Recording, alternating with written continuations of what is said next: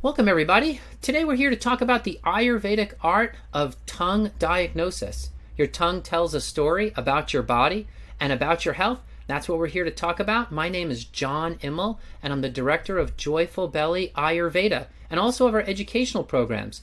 This talk comes from our certification courses, the Mastering Ayurveda Digestion and Nutrition course and the Fundamentals of Natural Healing Ayurveda Health Counselor course. So if you like what you hear today, consider becoming one of our Ayurvedic students.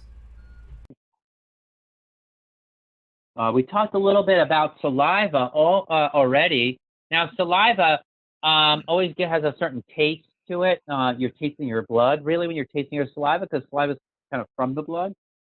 And when you're assessing the tongue, you're really assessing on the surface. When you're assessing saliva, you're assessing fluids of the body. Are the fluids deficient? If the saliva is very thin or dry looking, if the tongue has a sort of dry, rough appearance, then the fluids are deficient in macronutrients, fats and sugars and proteins. Vata people tend to have a little rougher looking tongue. They could be dehydrated, but really the fluids are going to be very thin and rough, and that makes the tongue rough looking as opposed to being very viscous or thick. And that's because of a lack of fats, sugars, and proteins in the blood.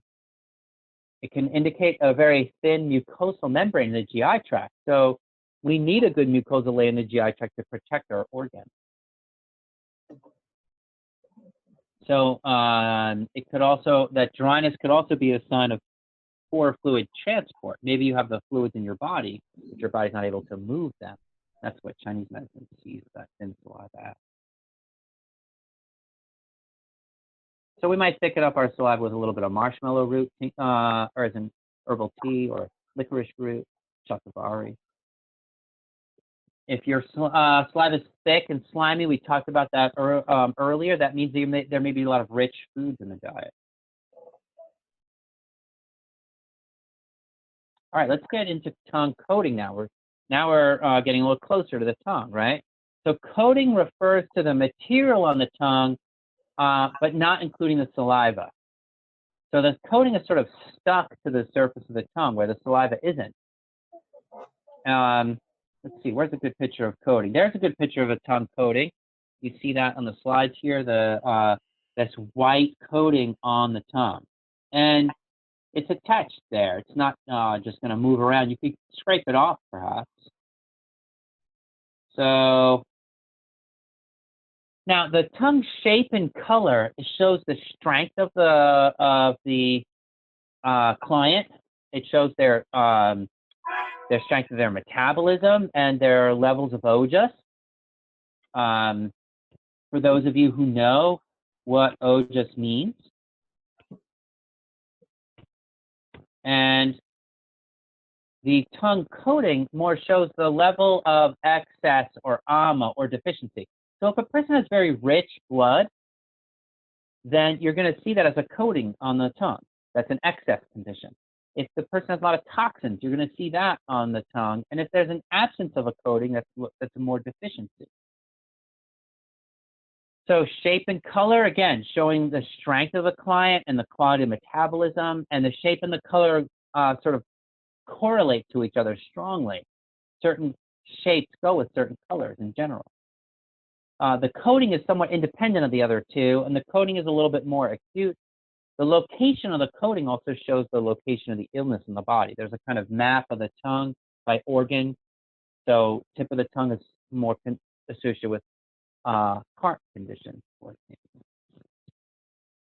So what is the coating actually made of? The coating is made of dead bacteria, which is called shrub. And it also, any constituents in the blood is going to get mixed with that shrub and color it. So the dead bacteria, exfoliated epithelial cells, food residues, etc. And you can scrape your coating off with a tongue scraper, and that's probably a foul smelling. You want to just get rid of that.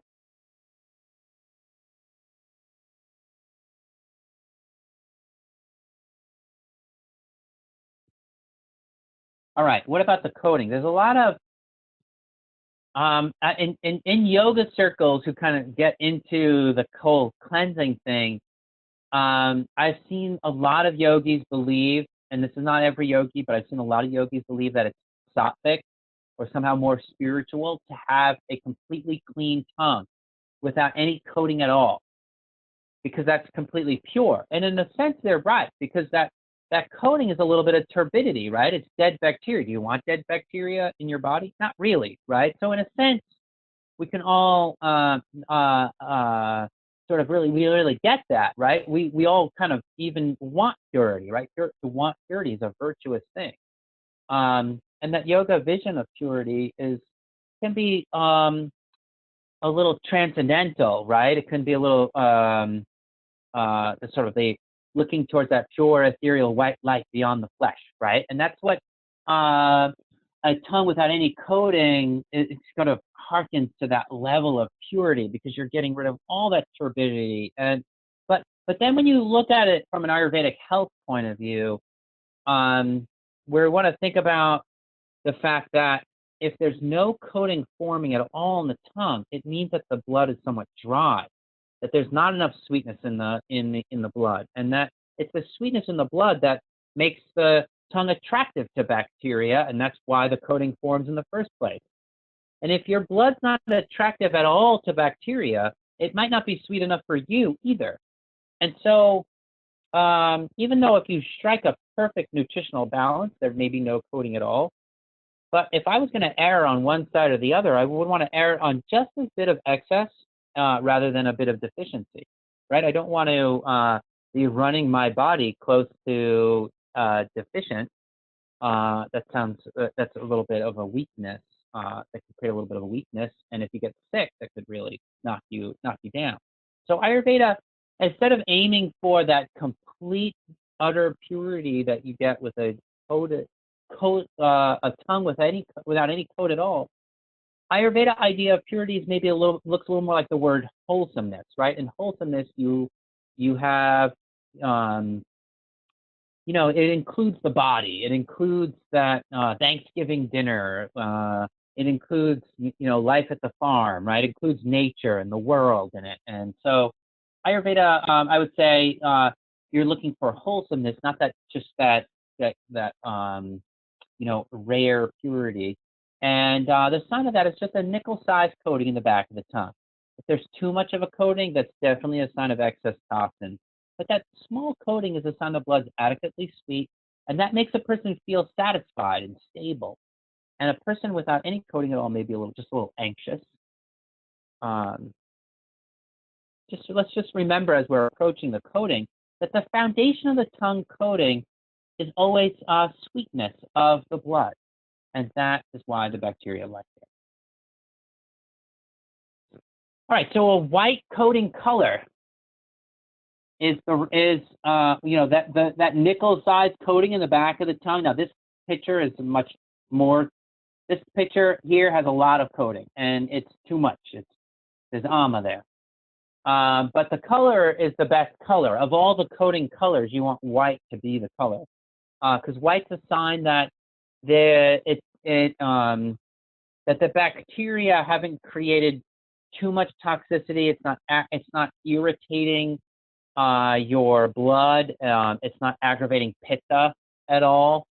So it's just a sign of excess. Maybe the blood's a little too sweet. So if you have a thick white coating, your blood is too sweet, but it hasn't turned into a highly toxic situation yet. Now here's an example of a gray coating. And just like the grayish color on the teeth, the gray coating signifies toxins in the colon. And that could be a sign of constipation, poor elimination, fermentation in the gut. Grayness on the tongue could be due to candida or other toxins involved. And a gray coating generally smells or tastes bad. So the white coating probably doesn't taste that bad, but a gray coating will start to taste bad. And you want to get that off your tongue because you don't want it to distort the taste of your food.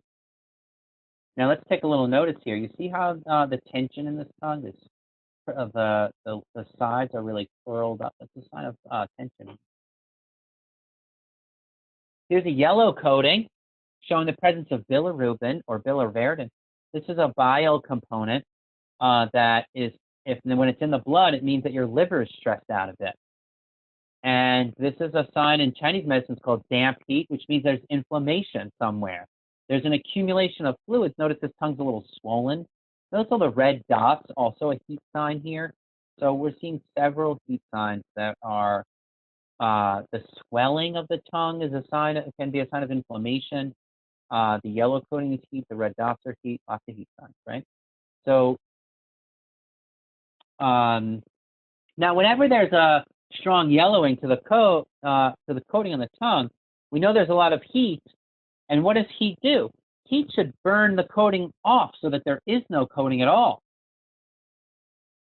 Well, the fact that that this coating hasn't gotten burnt off means that the blood must be sufficiently sweet. So we know that when we see a lot of yellow coating, it's not really a sign of dryness. It's always really a sign of excess and heat or damp heat. I'm using that Chinese medicine term because it's just a great term. Maybe we could call the equivalent in Ayurveda would be pitta kapha heat condition. So when the yellow looks dirty, this does not look like a dirty yellow coating, but when it gets to, you'll see it kind of looks like I don't know, the yellow color that plastic turns when the plastic is really old or something. It's a dirty yellow color. That's a more chronic condition, and this is more acute here. Now, it's just something to remember. If you have some turmeric, it's going to turn the coating on your tongue a little bit yellow artificially, so don't read into that too much. I've had clients come to me, and they have like no heat signs in their body at all, but their tongue is very yellow. And I'm like, did you just have turmeric? And they're like, oh yeah, I had some turmeric tea. So just be on the lookout for that. Now look at this tongue. Now I know that none of you want tar on your tongue here, right? That's what this looks like, this tar on the tongue. And this is pretty rare, but it denotes a really severe vata derangement.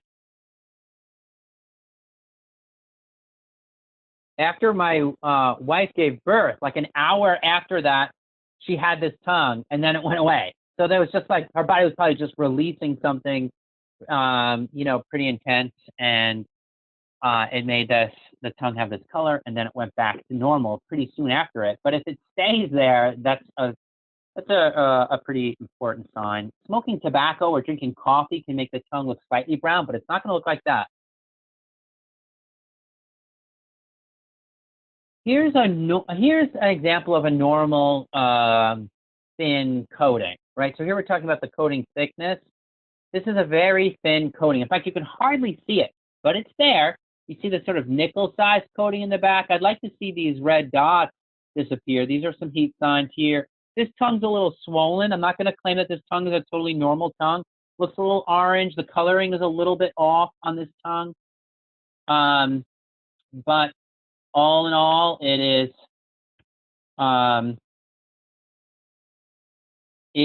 a pretty, from a coating point of view, it's pretty thin coating. There's a little yellowishness to the coat. It's very slight. I hope that's coming through in the screen share. But notice these superficial cracks as well. So there's definitely, this is probably a person with a strong, good constitution who, who's maybe they're doing something to put their body out of balance, but their constitution is still pretty strong. And notice the depression in the back of the tongue. That's a sign that the tongue's deflated a little bit in the back. There's a thick coating. And even the coating has some like cracks in the coating itself. So a thick coating is ama. And I'm just going to throw out some more advanced Ayurvedic terms here. It means kapha and rasa dhatu, or ojo vriddhi, or even ojo vyaput, right? The poor quality ojas, or excessive ojas, or poor quality ojas. And what is ojas? We can have a whole lecture on that. And I mentioned the word a few times already, but I like to think of ojas as just excellent flesh, right? Like you go to the fish market, you're going to buy that fish, you're going to buy the fish that looks just like fresh, and the meat looks very fresh, and I think of that as great quality ojas. The ojas is a more material substance, and Other practitioners look at ojas as having a little bit more sweetness to it, a little more unctuousness, a little bit of richness to it, almost like ghee, clarified butter, which is considered to be high in ojas. And so, yeah, a little bit of that unctuousness, oiliness, a little bit of that excellent quality of the flesh. But when that bit of excess, when that ghee or that or the when that goes awry and there's sort of too much of it, it's like too much of a good thing, too much richness. It's like, I don't know, having too much fried shrimp or something, right? And that results in a coating of the tongue. It kind of the richness overwhelms the body. And so the blood's a little too sweet, or the thyroid is a little too low to deal with burning off what you ate, burning off the calories of what you ate. So it's a sign of low Agni. It's a sign of a little bit of coolness. Now, this tongue is quite red, so there's heat involved here, but in general, thick coating is a sign of there's a little bit of coolness, or at least an accumulation of fluid. Cloudy quality, stable quality, dullness, oily. These are all those gunas I mentioned a few times.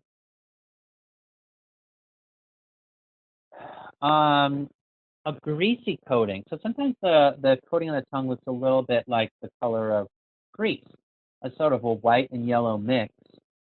And this kind of coating is often a little creamy. It can be a little sticky and dry too. There's a sort of consistency that goes along with it.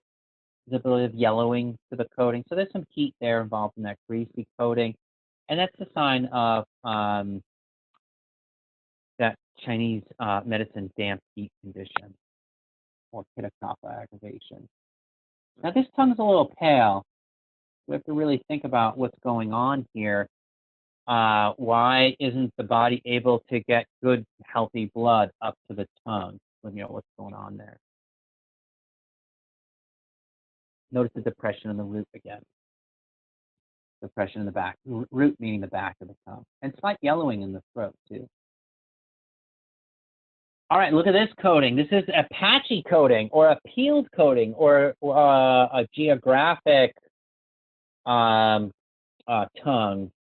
because it looks like those maps of the world where each country is a different color. In Ayurveda, classically, that's a sign of parasites. That's how we were taught. In Chinese medicine, it's a sign of deficiency or dryness. And so my clinical observation with this is that a lack of evenness in the coating suggests that the doshas are acutely aggravated in the prasara stage, meaning they're kind of going into the whole system. The doshas are aggravated in the blood, and they're really upsetting the system. And parasites will do that. And I think of my clinical observation here as one of that sort of merges these two. Is that there's something really disturbing the system. It could be a parasite in the sense of like a living organism, or it could be something else really disturbing the doshas, and that's creating this unevenness here. But you're not going to get those depapillated patches. Really what you're looking at when you see these patches, you're not looking at the parts of the tongue that have the coating. You're looking at the parts of the tongue that don't have the coating and saying, why isn't the blood able to nourish those patches? Right? Why is the blood doing a patchy job of nourishing the tongue? So those areas where that are depapillated, that have no coating, are the undernourished parts of the tongue, and that's why in Chinese medicine they call that a sign of deficiency or dryness. So again, this is called a peeled coating, or a geographic tongue, or a patchy coating. Here's the old tofu coating. Now this is now you see here that this is there's even like crustier pictures of old coatings on the tongue, and that show even more chronic. But here, this is enough to get you that sense that this is also an uneven coating. And so there is a lot of ama, but there's also some deficiency and dryness. And look at that underlying heat. Look how red that tongue is and all those red spots, and the tongue's just a little swollen as well. So we know that that there's a lot of heat going on, that the doshas are pretty aggravated. This person probably does not feel very comfortable in their own skin with the doshas aggravated like that. And that chunky peeled coating there's signs of deficiency, but lots of ama too. And of course, the yellowing is a sign of heat. Now here's a tongue with a lack of coating. There's that pure tongue, right? It looks like a baby's tongue or something, right? And even you see the lips and this person, it's just they look like a very graceful kind of. You see the grace of a person with that fire constitution, or just almost like a pure pitta vata constitution. Has this the tongue is thin, not very muscular. There's some redness at the tip, no real coating to speak of. And I think of this tongue as very bright, very brilliant. It looks very fresh, but also deficient and unsustainable. So this is a bit of depleted ojas and deficiency in rasadhatu, deficiency in the blood. And remember that the deficiency in general, the body compensates for deficiency with heat. So, so if your body's too deficient, then your body has to work harder to make up for it, right? And so as soon as the blood starts to go deficient, the heat flares up, and that creates that glowing quality, which people love to have, but that's not necessarily a sign of health. So just be mindful of that, right? It's okay to be sturdy and strong and not be, just a total glowing of a person that's a bright star that's sure to burn out soon. So the cause of this kind of tongue is a very, very clean diet with lots of digestives, but too few calories. This could be a raw foodie. Person who practices yoga 3 hours a day, drinks CCFT, which is a popular cleansing tea, and does a monthly cleanse. And all those things are wonderful, but if you do them to excess, it's going to you're going to be on the brink of that deficiency. So until the client's ojas is depleted, you'll see that charming sparkle in the eye, the bright face, and the clean tongue. But at some point, and it'll happen quite rapidly when it does, the person, maybe at 35 or whatever age it happens, but they'll start to age prematurely. And that will go away to a chronic, more difficult to deal with deficiency. So, we want to get, close to this, but not quite, right? I don't know, I like to talk about, it's a fun discussion to think about, that issue. So hearing a little echo there, so someone's line is unmuted, and I'm going to mute the line back. So just keep your line muted, folks, if you are not talking. And I know some people are coming on and off the call if the connection drops or something. Just remember to mute yourself. All right, so another time when I see that sort of brightness on the tongue is when a person drinks alcohol, because alcohol just creates such a fire that it leads to brightness. And you see the sparkle in the eye, the extroverted personality being a fire sign, and alcohol is very social, and the bright redness on the tongue. And here, this tongue is quite red, and after a while, the liver's going to get damaged, and that brightness now will turn to yellow coating later. All right, smoking, just like alcohol, can burn up the fluids, leaving a vata pitta-like dry, thin, red tongue.